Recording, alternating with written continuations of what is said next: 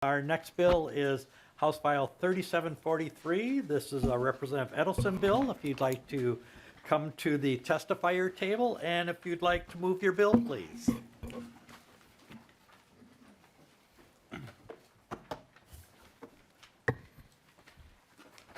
Thank you, Mr. Chair. I'd like to move House File 3743 to be laid over for inclusion.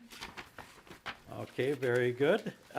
Thank you for moving the bill. I understand that we'd like to have you explain the bill, and then I see you have some testifiers. I do. Okay. I forgot my readers. This is going to be a little bit of an eye exercise here with for my 42-year-old eyes. Okay. All right. Mr. Chair and members, House File 3743 is a bill that was put together by the Mental Health Legislative Network. So they've all worked together on this. And I have the amazing Sue Abderholden here from NAMI who can answer pretty much any question regarding mental health in the state of Minnesota. So I'm just going to walk through parts of the bill that will be helpful for members. So Section 1 is community support service programs are often viewed as drop-in centers that are crucial to breaking the isolation faced by many people with serious mental illness. The section here clarifies that clubhouses such as Vail Place automatically meet the criteria for a community support program. Section 2 is the first episode psychosis program that provides evidence-based intensive services and supports to people experiencing their first or early episodes of psychosis and to their families. Section 3, there is only minimum research on early episode of bipolar disorder programs. We know that early intervention with intensity can prevent serious illness from becoming disabling.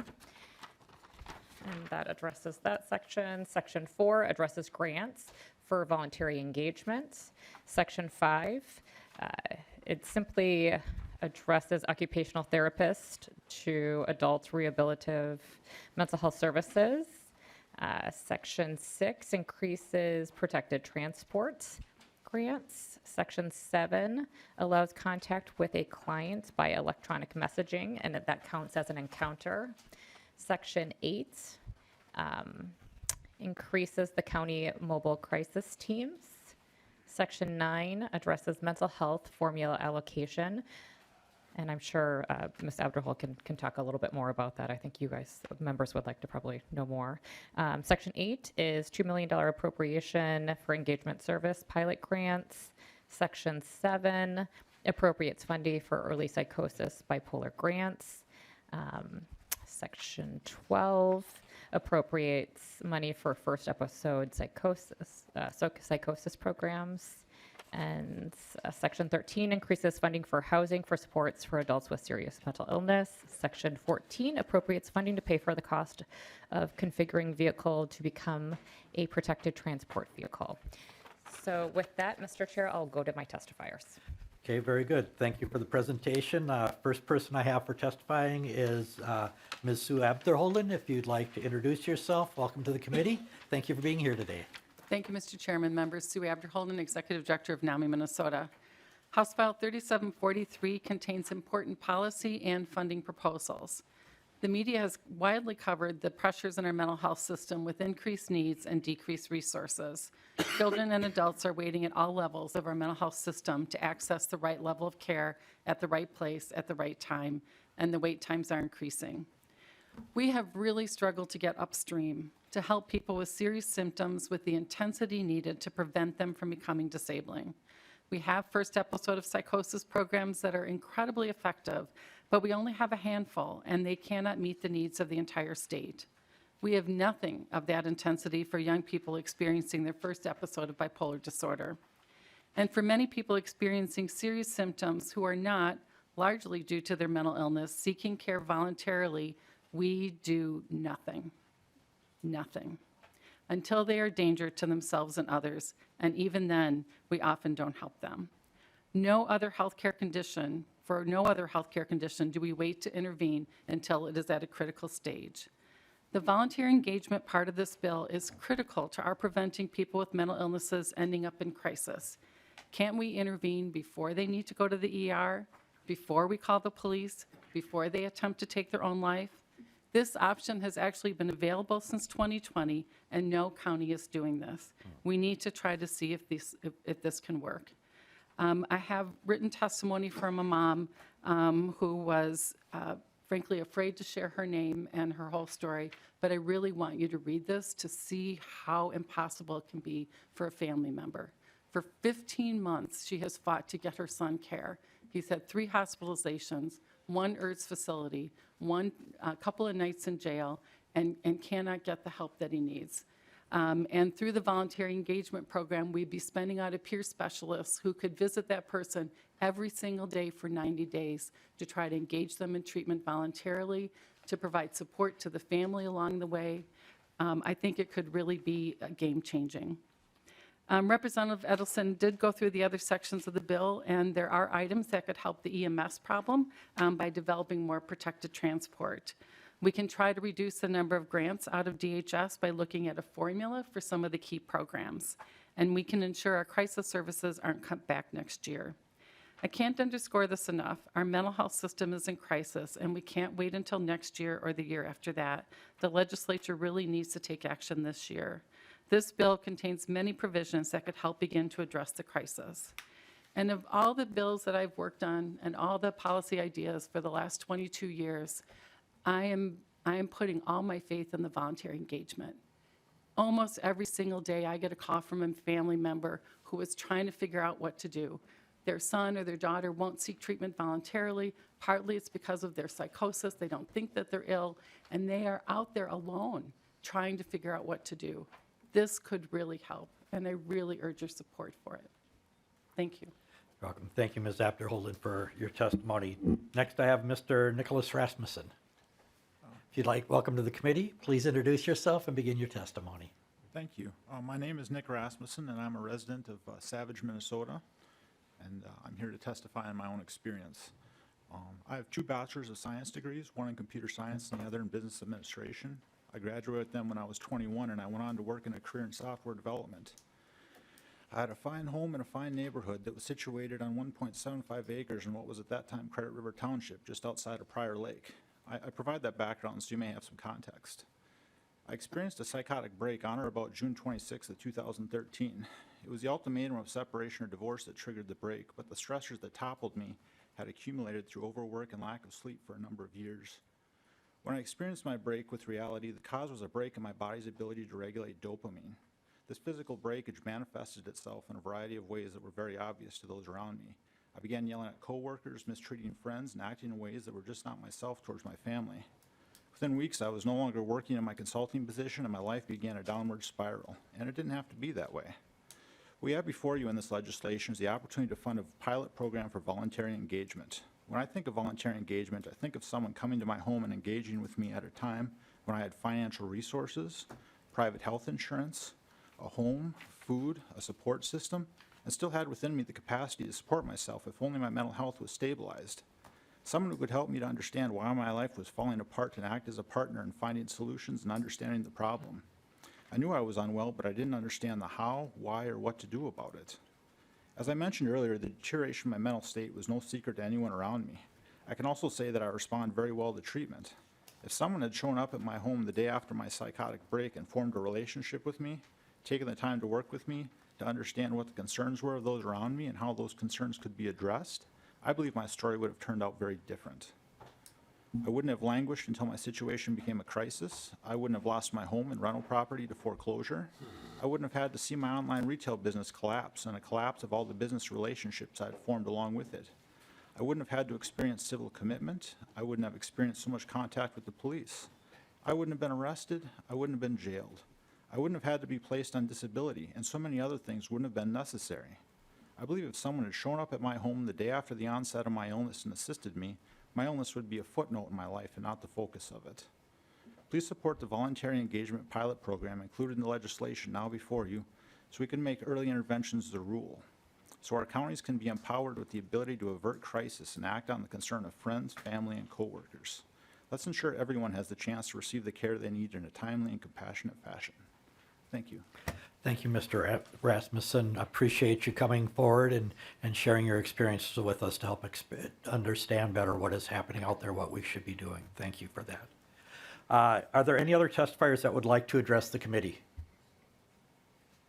Hearing none, we will go to members' questions and comments. First person I have on the list is Representative Finke.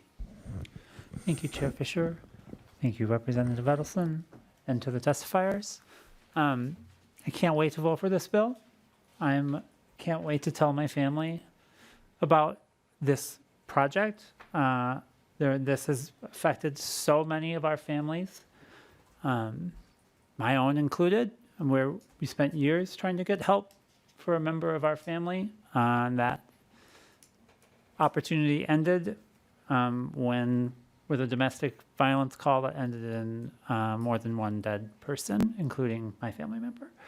There has to be ways. I've always found this to be one of the great black holes of our systems. And I'd never known what a possible solution is. I do not believe in mandatory holds. I do not believe in taking people away.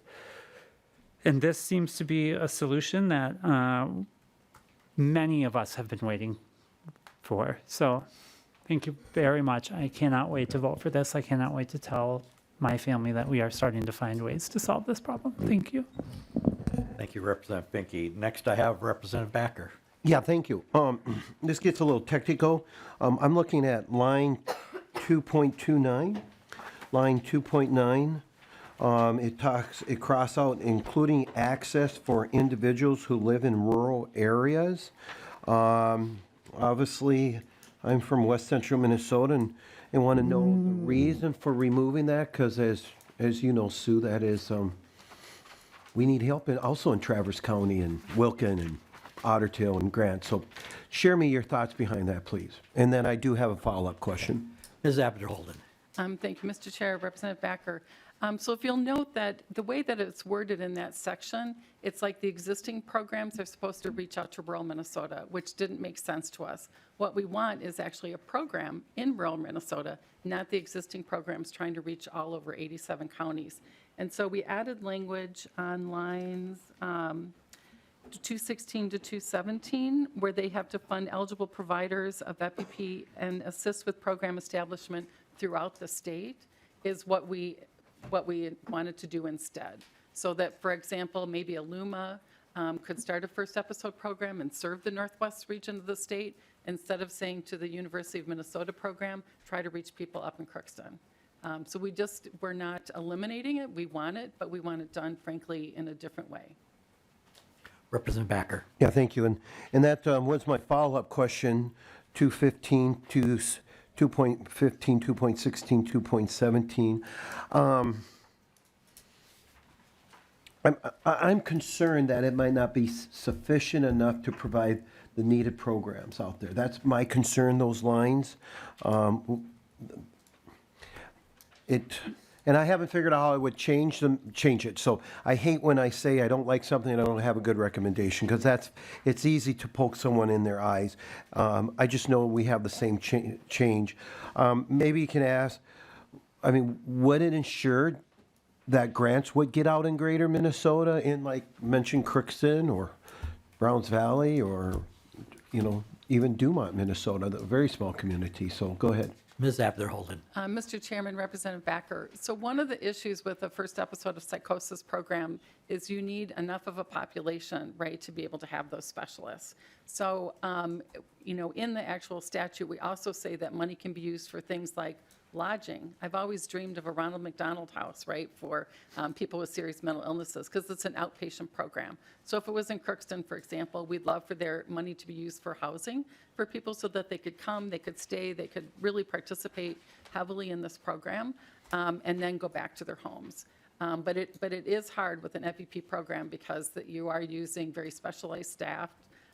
You have to follow the evidence-based practice, and you need enough people to make the program work. So you need at least 20 to 30 people experiencing psychosis to make the program work. One of the things that the U of M is also looking at, if they started, and they've tried to kind of start with some other grant funding, a first episode of bipolar disorder, is could you put those young people in that program together? Is there a way to use the evidence-based practices so you wouldn't have to have such a large geographical area when you get to very rural Minnesota? Representative Backer. Nope, that's it. Thank you. Okay, very good. Chair Nor. Thank you, Mr. Chair. Thank you, Representative Edelson, for the bill.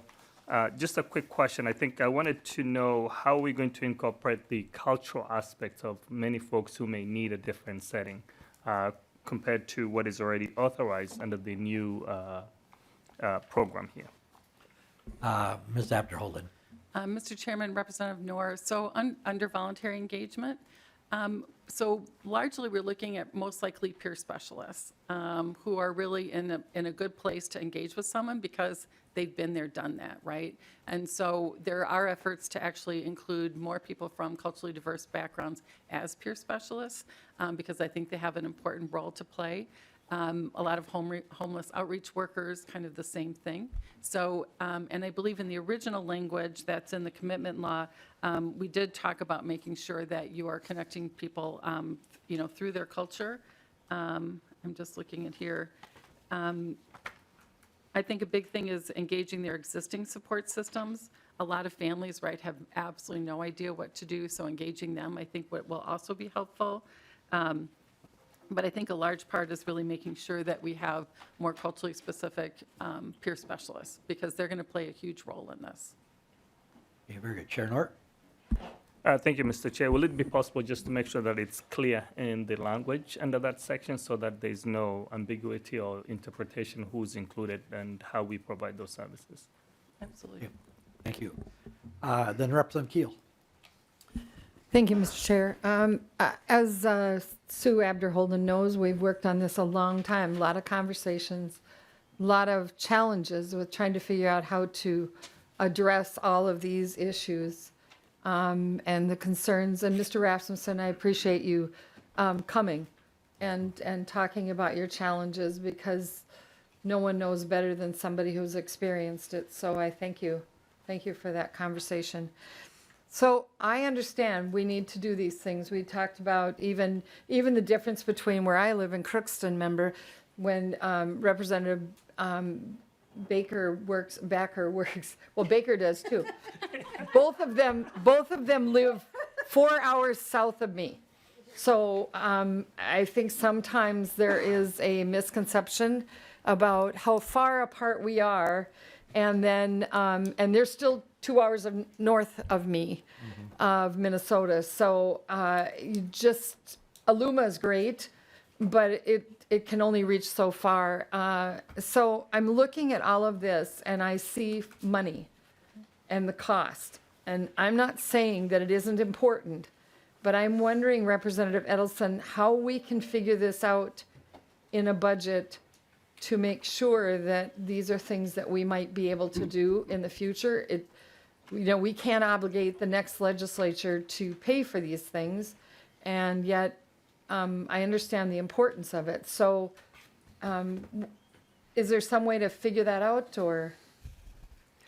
Representative Edelson. Thank you, Mr. Chair. Representative Keel, that's a great question. So later on, I think actually, I don't know if it's a few days from now, we have a bill called priority admissions. So we're waiting for people to fail. We're waiting for them to interact with the criminal justice system, for them to get help.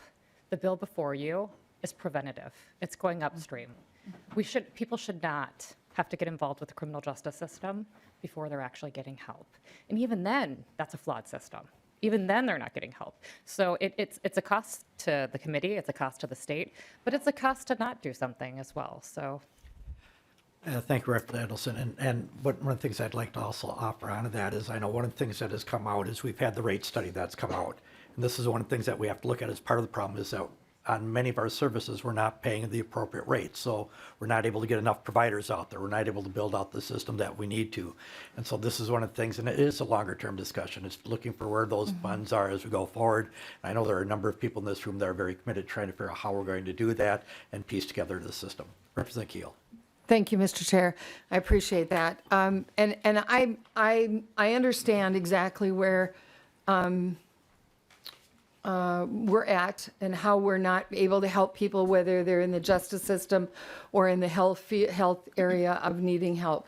I have personal experience, I won't go into it, but about how challenging it is when family needs help and you're sitting on the phone at midnight, 1 o'clock in the morning, trying to find someone to help what it is you need. And it doesn't matter who you are or how much money you have or how little money you have, it is not easy to reach out and get there. And I know it takes money to get this set up. There just is no way around it. But I would really like to see that we're making it a priority, because I think you are right. It's going to cost us a while before we can get people help, so that they aren't in the justice system, that they are getting help. But I'm really concerned we might start something that we can't in the future continue. And as Ms.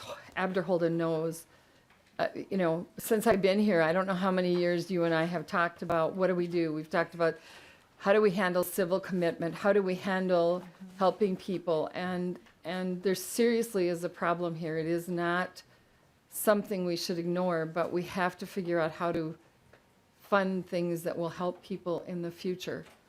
And all of those are still waiting for help. So thank you, Mr. Chair. Thank you, Representative Keel. With that, Representative Edelson, any closing comments? Thank you, Mr. Chair, and thank you, members, for the discussion. Representative Keel, I completely agree with you. You have been such a champion on very complex mental health struggles within the state of Minnesota. And I think we have to do pilots where we think we're innovating, right? We have to lead. We have to try to go upstream. For years, I think what I've noticed at the legislature is we're always responding. We're always responding. This is a good way for us to use a tool to try to be preventative, to help people. I think the testifier said it best. Why are we waiting for people to get into trouble? Why aren't we're trying to be creative with this. So I just thank you, and I hope you'll sign on as a co-author.